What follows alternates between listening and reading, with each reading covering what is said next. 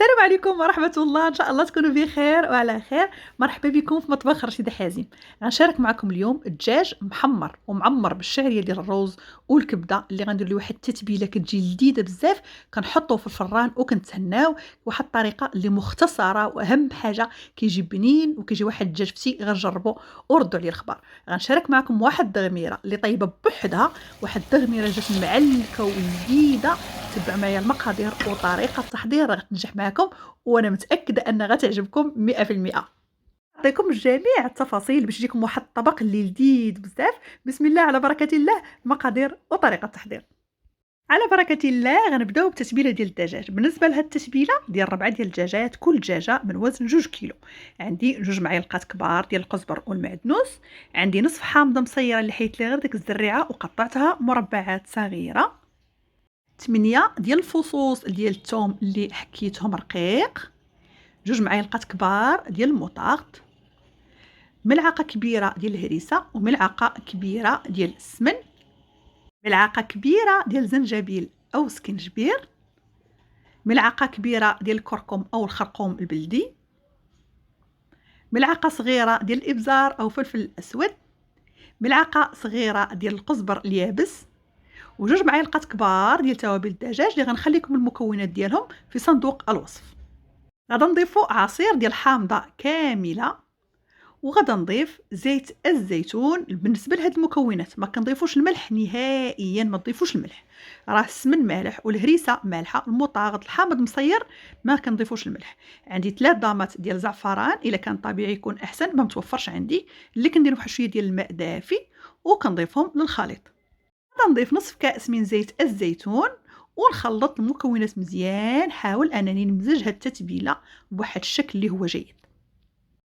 بعد ما مزجت الشرموله بواحد الشكل اللي هو جيد كيف ما كتشوفوا معايا، غنحيد واحد الكميه ديال هاد الشرموله غنحط على جنب. بالنسبه لهاد الكميه اللي غادا نضيفها للدغميره باش تجينا واحد الدغميره اللي لذيذه بزاف، كنحطها على جنب.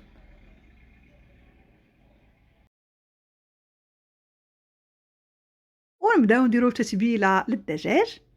عندي الدجاج اللي من وزن 2 كيلو في كل وحده. الدجاج اللي غسلته مزيان بالملحه وبالحامض، شللته وسقطرته. ضروري الدجاج يكون ليله كامله قبل. ما نجيبوش الدجاج في نفس اليوم ونديروا ليه التتبيله ونطيبوه، ما كيجيش فتي، ما كيجيش شارب هذيك التتبيله، ما كيجيش لذيذ كاع مره واحده.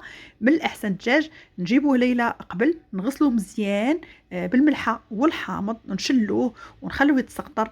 نديروا ليه التتبيله مزيان بين الجلده وبين الدجاج، ونخلوه ليله كامله باش يعطينا واحد النتيجه اللي لذيذه بزاف. بعد ما تبلت الدجاج بواحد الشكل اللي هو جيد، خديت بلاستيك غذائي كما كتشوفوا معايا. غادا نغلف الدجاج مزيان ونحطه في الثلاجه غير تحت ليله كامله. اذا خليته ليله كامله. في النهار الثاني حيدت السلوفان. كيف ما كتلاحظوا معايا الدجاج شارب هذيك التتبيله، كنحطو على جنب. بالنسبه للتتبيله المتبقيه ضفت ليها 200 غرام ديال الشعريه ديال الروز. درت الماء المغلي، من بعد ضفت ليه الشعريه، خليته لمده ديال 10 دقائق، قطعتها وصفيتها وكنديرها في التتبيله. عندي نصف كيلو ديال الكبده ديال الدجاج اللي غندير النص ديال الكميه في الشعريه ديال الروز، والنص الكميه الثانيه غندير في الدغميره. بالنسبه للكبده سلقتها مع ورق الغار او ورق سيدنا موسى وواحد القطرات ديال الحامض، سلقتها نصف السلقه وشللتها وسقطرتها. كنضيف 3 ديال المعالق كبار ديال القزبر والمعدنوس، ونمزج هذيك الشرموله مع ديك الكبده مع القزبر والمعدنوس باش يجينا بنينه الحشوه ديال الدجاج. كنقسم الحشوه على 4 على حساب 4 ديال الدجاجات باش يكونوا واحد الحشوه اللي تكون متساويه كما كتشوفوا معايا. عندي 4 ديال الدجاج قسمتها على 4، كنحطها على جهه. وكنبدا ندير في الحشوه ديال الدجاج على شكل. كناخذ الكميه اللي كنت قاديتها ديال الحشوه ديال الدجاج وكنعمر الدجاجه ديالي على هذا الشكل. نقدروا نسدوه غير بكيغدون. انا غادا ناخذ داك الشريط ديال القزبر والمعدنوس كنحتفظ بهم، غسلته وكنشد بيه الدجاجه على هذا الشكل، كنحطو على جنب حتى كنكمل الكميه اللي عندي كامله. فهاد الاثناء هادي شعلت الفران عالي، عندي فران ديال الغاز. الا كان الفران ديال الضوء من 180 حتى ل 200 درجه. ولو نقصوا على الدجاج الا كان عندنا الوقت، نشعلوا الفران درجه متوسطه، نشعلوا ليه لتحت والفوق ونخلوه يطيب على خاطره.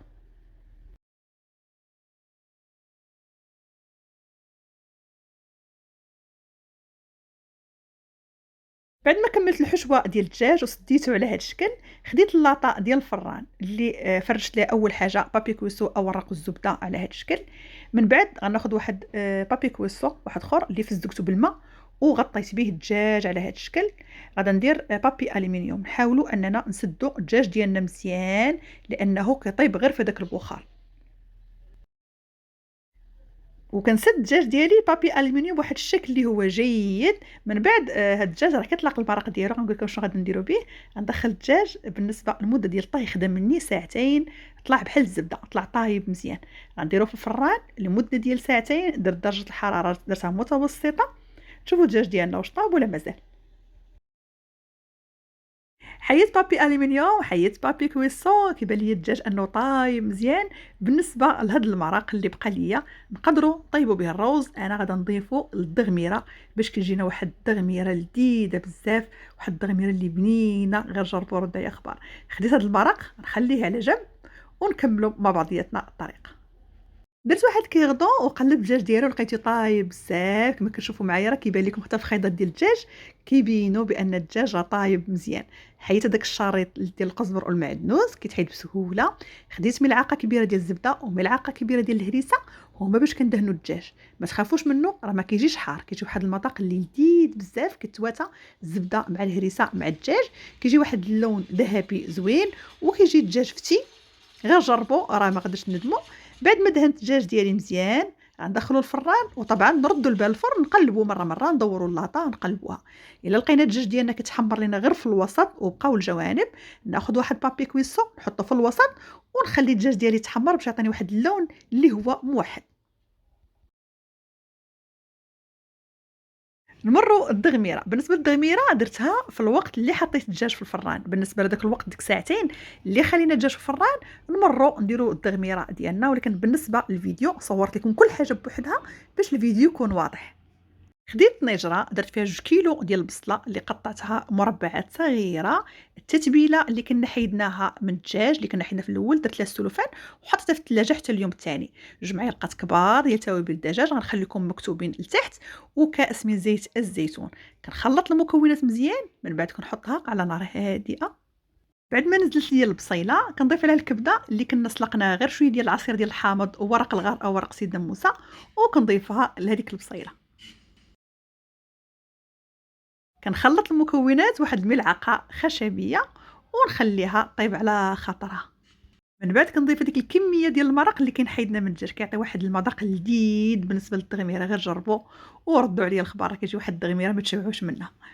وبالنسبه لهاد المرحله كتبغي شويه ديال الخاطر، واحد الملعقه خشبيه، ونبقاو مره حتى كتدغمر لينا الدغميره ديالنا.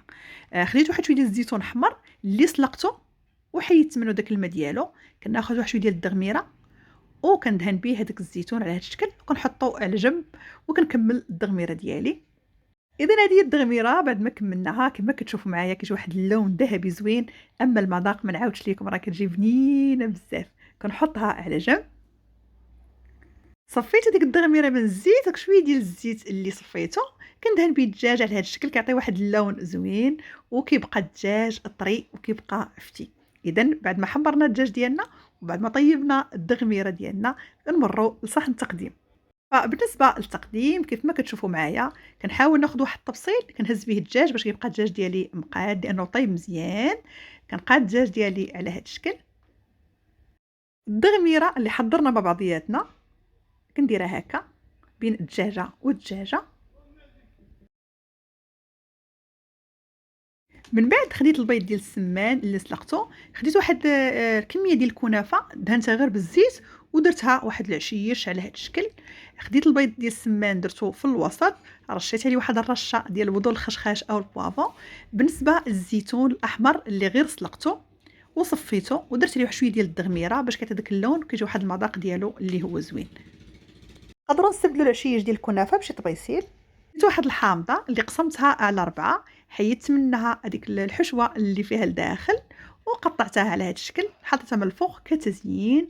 خديت واحد شويه ديال المشماش اللي حتى هو قاديته على هذا الشكل، طبعا بالنسبه للتزيين اللي كيبقى اختياري.